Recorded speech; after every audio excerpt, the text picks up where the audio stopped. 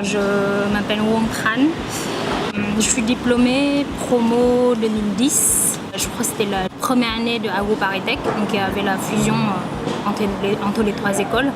Je travaille là actuellement comme Business Process Excellence Manager chez Seva Logistics. Je suis à Singapour depuis 1 an. Avant, j'étais en France.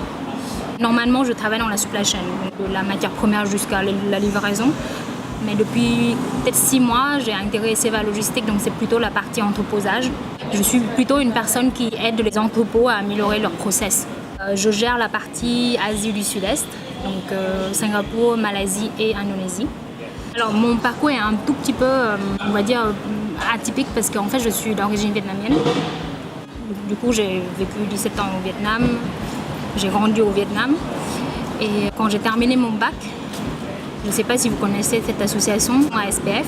C'est une association des anciens agros qui, d'un coup, le fondateur voulait faire venir des étudiants francophones. Quand j'ai terminé le bac, cette association est venue au Vietnam recruter 4 élèves pour faire les classes préparatoires. Agro, pas agro mais bio, BCPST.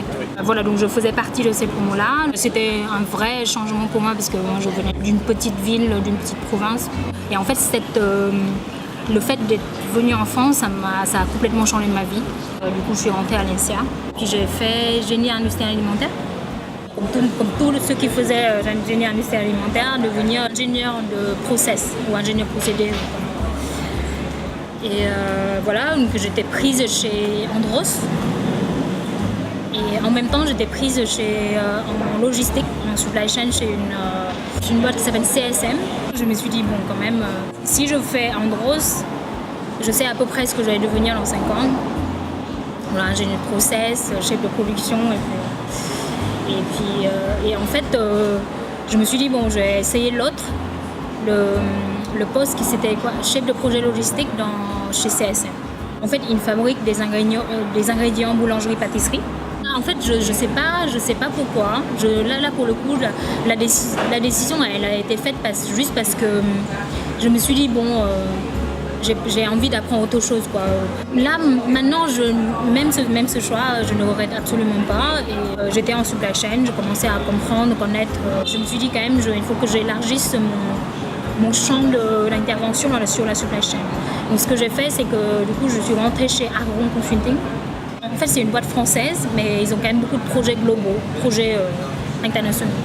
Donc, encore une fois, j'avais la chance, j'ai pu voyager quand même beaucoup dans le monde avec cette boîte. Je suis restée chez Agron un peu plus que 3 ans. Entre-temps, je suis devenue française, par naturalisation. Je suis devenue manager dans la boîte. Et c'est là que je me suis posé la question, si je reste en France, c'était il y a 1 an et demi à peu près. En fait, l'avenir était un peu tracé. Donc je vois à peu près ce que je serai dans 5 ans, dans 10 ans. Et puis là, j'ai eu peur. Je me suis dit, voilà, mon avenir, je vois déjà 20 ans.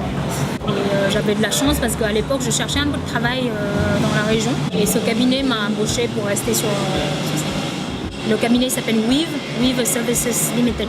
C'est un cabinet hongkongais.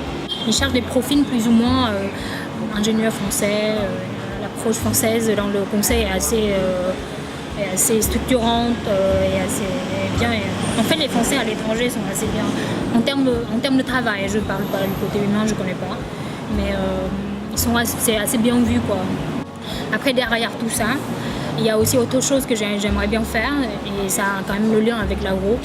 J'ai décidé de revenir en Asie parce que, en fait, c'est la zone où ça reste quand même l'agriculture conventionnelle. En fait, j'avais découvert le jardinage, la permaculture. Et j'aimerais bien voir ce que je peux faire là-dedans. Donc, et avec le fait de revenir en Asie, de changer mon avenir et tout. Et puis là, j'aimerais bien aller un peu plus loin dans cette partie. Pour l'instant, je vois l'opportunité ici. Peut-être au Vietnam aussi, peut-être à Ho Chi Minh Ville aussi, pareil.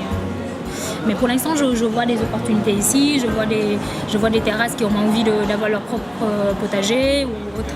Il faut profiter des années de l'école, hein. Profitez bien parce que ça passe très vite, surtout. Et le moment où vous allez commencer à travailler, c'est pour ça que je dis qu'il faut être patient un peu, c'est que ça peut être bouleversant de temps en temps parce que vous savez pas, votre avenir, c'est vous qui décidez d'un coup. voyager le monde, faut pas hésiter en fait. Il faut pas se juste dire en sortant de l'école, ah ok, il faut absolument que je trouve un travail sur Paris. Non, faut pas penser ça comme ça. Dire, ok, bah, j'ai envie de voyager, je vais voyager.